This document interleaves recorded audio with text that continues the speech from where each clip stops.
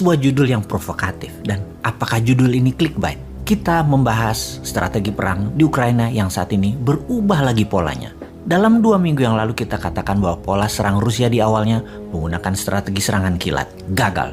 Kemudian berubah menjadi serangan bumi hangus arah Aleppo, Suriah, dengan menyerang dulu menggunakan roket ke target-target wilayah sasaran. Penduduk mengungsi, lalu pasukan pertahanan Ukraina digempur habis-habisan sehingga wilayah perkotaan tersebut rata tanah. Ternyata belum maju-maju juga hingga saat ini.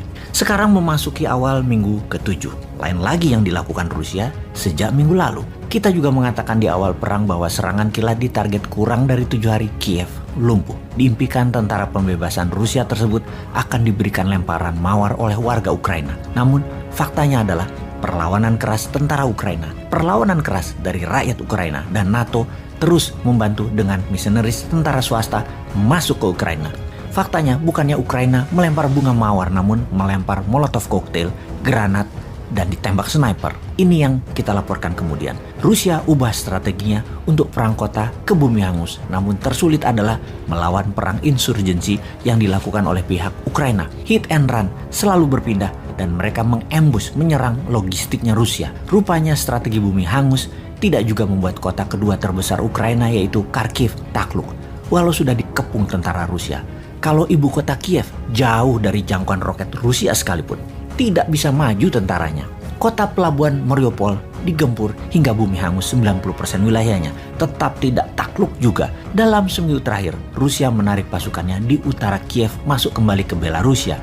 Kemudian menarik pasukan kembali ke arah Donbas. Ada analisa lapangan dalam penarikan tentara Rusia di utara dan sisi barat laut Kiev, termasuk mundurnya dari kota Bucha, yaitu bukan mundur Rusianya, tapi memang kalah diserang counter attack tentara Ukraina. Berita dari Ukraina tentunya hal tersebut.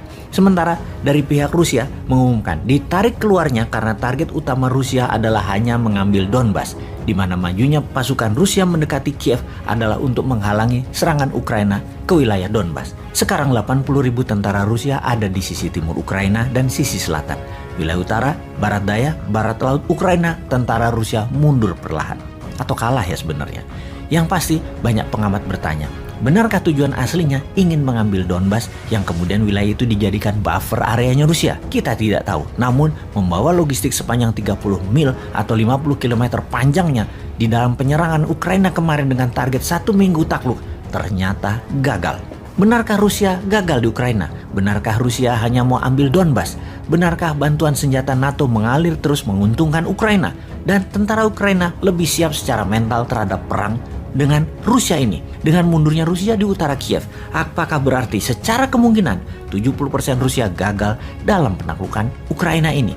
Yang kita pertanyakan berikutnya, di luar perang militer yaitu perang ekonomi counter attack Rusia ke NATO, seberapa efektif rubel backed by gold akan menjadi penantang dolar? Yang dapat dipastikan, pembelian rubel dalam pembayaran gas dan minyak Rusia terbukti efektif.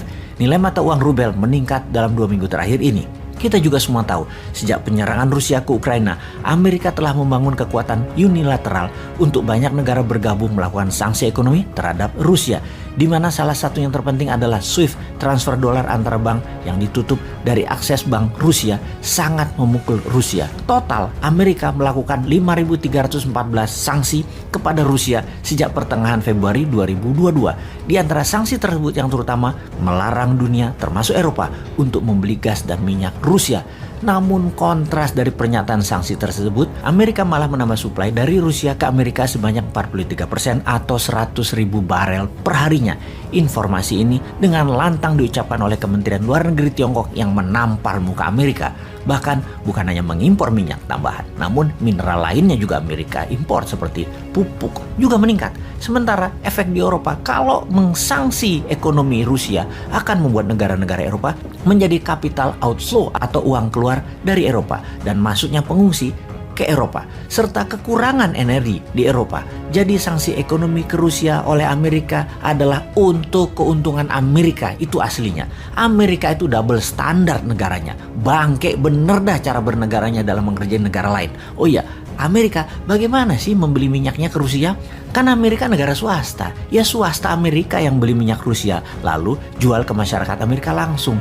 Di mana harga minyak dunia $100 per barelnya, sementara harga minyak Rusia bisa 70-80 dolar. Murah. Kalau melihat sejarah, sanksi ekonomi tidak pernah membuat dunia menjadi lebih damai. Seperti saat ini Amerika melakukan di banyak negara di Timur Tengah, termasuk Iran. Saran, kalau memang ingin perdamaian, wahai Amerika, adakan peace talk serius dan jangan memprovokasi pihak manapun seperti yang Anda lakukan saat ini. Kembali ke perang di Ukraina. Pastinya sekarang Ukraina di atas angin. Serangan balasan di mana-mana ke pasukan Rusia menunjukkan kemajuan. Rusia geser ke Donbas di sisi tenggara dan sisi selatan Ukraina. Juga sekarang Zelensky tidak mau lagi mengadakan pertemuan dengan Rusia. Dia mengatakan akan terus mempertahankan seluruh wilayah Ukraina. Pede dia sekarang. Jadi panjang nih perang, namun dapat dipastikan semakin kesini semakin pasti tidak jadi perang dunia ketiganya.